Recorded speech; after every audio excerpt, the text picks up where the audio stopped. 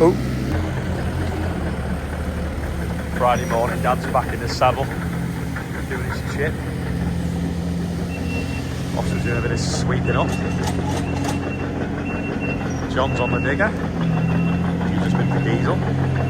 Oh no, he's not. He's been moving in blocks for when this other tank arrives. The HVO. Oh yeah, I've had my haircut. My dad was scooping out in here, and I heard that as he was scooping up, bit of metal going through the chip, and it was rattling on the floor. So I've got it out now before it goes through the boiler, gets stuck in an ash organ. Put these on here, but because of the corrugations, it won't pull tight. I'm gonna have to cut a bit off the end of them both so they sit in a bit flatter. There's obviously timber behind there. Yeah, need to move that over one corrugation because it's not square.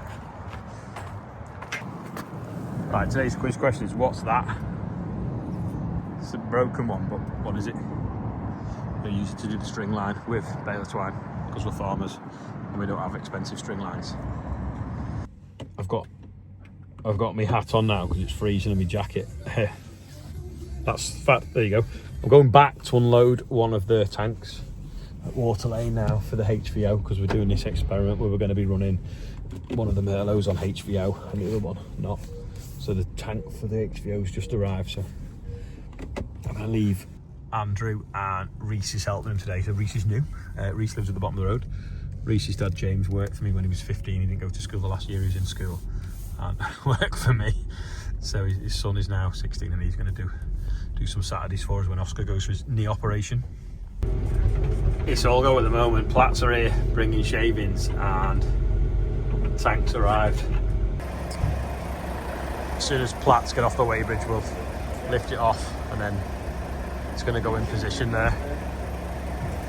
All blue and shiny. The guy could have dropped it off, but John's just going to lift it with the Merlo while he gets his sheet ready.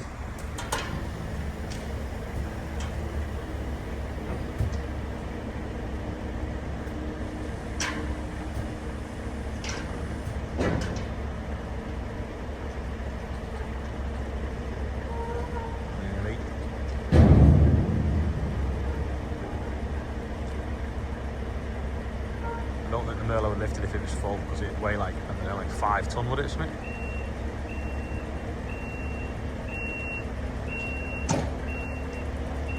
It's a stumpy truck, but I suppose it's so that the high-ab can reach the back of it, isn't it? Oh, no, he's readjusting.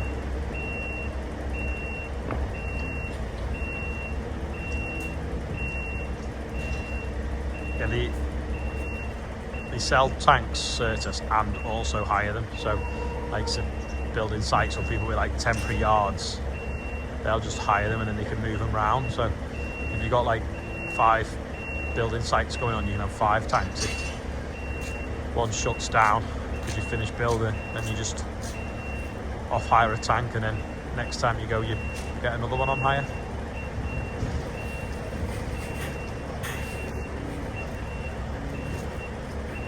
Go. It's off and he's not dropped it.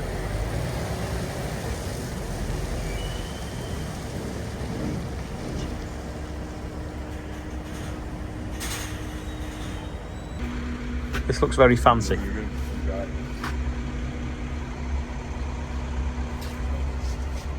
Don't really know what I'm looking at, but there's plenty of. I assume you can have a pin number, can you? Or you've got to have a token to fill up. We're going to come and commission it, I think, actually. John's just putting that on the drying floor. When he's finished, I'm going to get him to help me put this in position. It's a lovely colour. It's like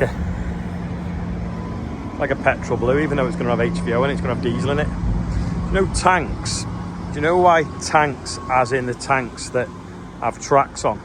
During the war, when they were building them, they looked like a water tank, and they wanted people to believe that they were water tanks, but they weren't. They were, of course, tanks that had guns on. So the code name for the project was tanks, and that's why that automobile is called a tank. And it's mad how it's just stuck for so many years, because obviously it looks nothing like a fuel tank, does it? A tank with tracks on, or big wheels or whatever. But yeah, that's why the term, that's why a military tank is called a tank.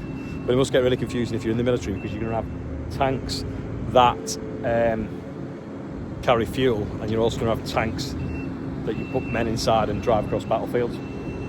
But yeah, that's arrived. So they're doing from 1,000 to 60,000, and even bigger if you need, but they're the sort of the standard sizes with all the telemetry on and stuff. And that's what that little aerial for there is. So when the guy comes and sets it up and commissions it, he'll set that up, and it's even got an anti-theft device. So if the tank starts to get drained or something coming out of it within certain hours or fast or whatever, it'll also alert us as well. But I'll explain more about that when they come and actually physically install it properly. But we're just going to put it in place today anyway now, and then they'll fill it up and he'll come and do all the bits of wiring and stuff like that.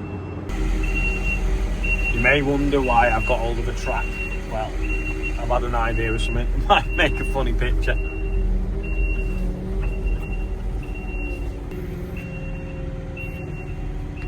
Ta-da! The new tank has arrived. There you go. A land ship. Could do with a couple more buckets really to make the islands look a bit better. Does it look like a tank? If I get the angle right. The track looks like it's fell off. Ta-da! New tank. Bit of weight in this. What's it say it is? I don't know, but it's got a red on it. I suppose though it's twice as much steel as you can see, because it's obviously double bonded. So if you crashed into it or drilled a hole in the side, it'd still hold its fuel, because there's another tank inside a tank. So I suppose it's the equivalent of picking two up, isn't it? And then Oscar's going to guide me forwards into position. Say when, I'll just push it round square.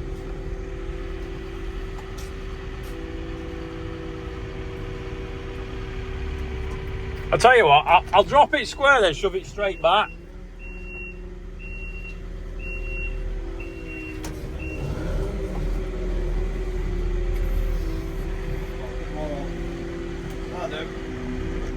You get that IBC out easy? Yeah. You get a block of wood, I'll just push it in now. You see, if this was on tracks, it'd have been a bit easier.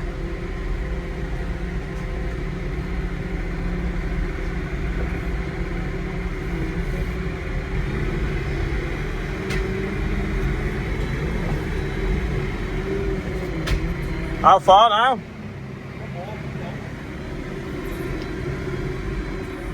There's a stone underneath it, it scratched the concrete.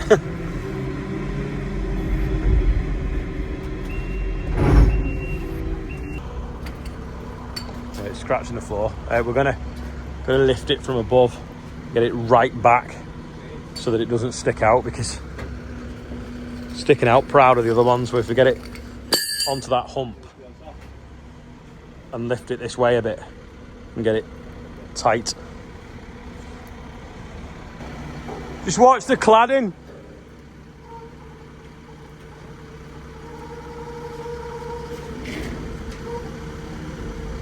Oh, you can tell it's got the pump at one end, can't you?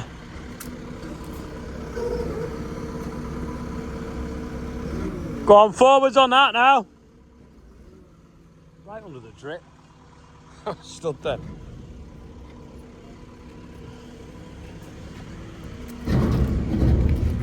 Go on, a bit more. Bit more. Right, down on that. Go down now.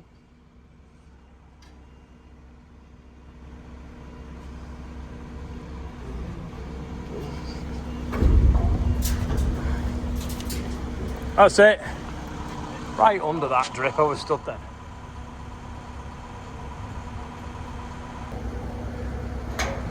This looks okay, doesn't it? Yeah, I didn't realise it was that heavy. Oh. Soon wash off.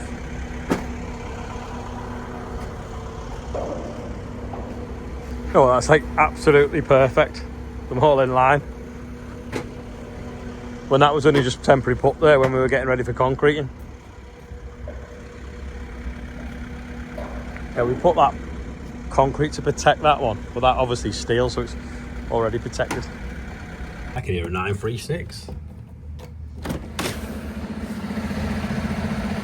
Like Adam's here, he's got some logs and chip on.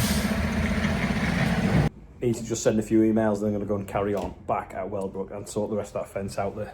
Andrew's been on with. John's just loading a bit of chip on Adam after he's dropped some log. Oscar's sweeping up. I'm going to now go and finish off with this fencing. You can probably swing that over a little bit, Reece, so it's not. Swing it over a bit so it's not captured. Right. Right, so it's gone. Go on.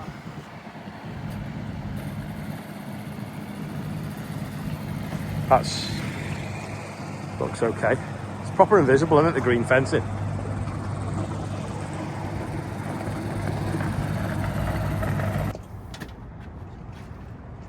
You're tripping over there.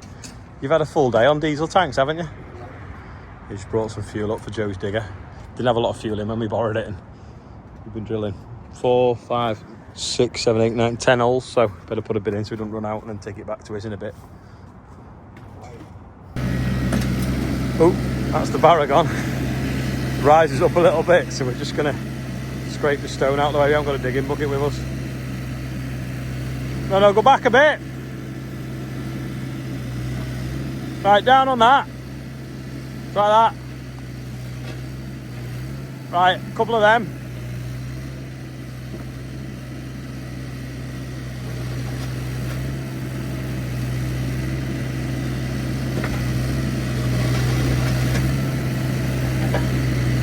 We could have stepped it up slightly, but it just looked a bit funny, so we'll just get it right. Go on, a bit more. And again. Another foot that way now.